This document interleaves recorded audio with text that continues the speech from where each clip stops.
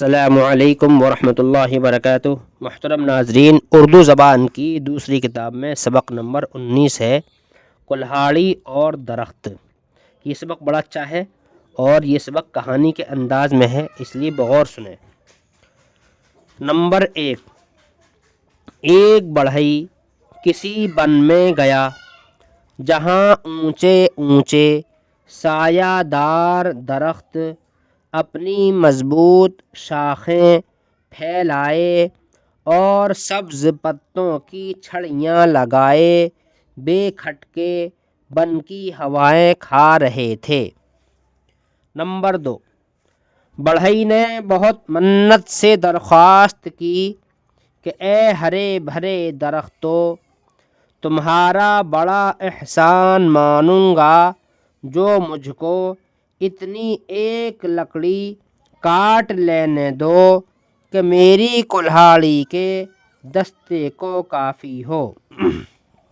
Number 3، ان احمقوں نے مارے غرور کے آگا پیچھا کچھ نہ سوچا، فوراً اجازت دے دی۔ بڑھئی نے اس بات کو غنیمت جانا اور ایک چھوٹی سی شاخ تراش کر دستہ تیار کر لیا۔ نمبر 4، جب کلہاڑی میں دستہ پڑ گیا، یہاں پر پڑ گیا ہے، جب کلہاڑی میں دستہ پڑ گیا پھر تو اس نے یہ غضب ڈھایا کہ بڑے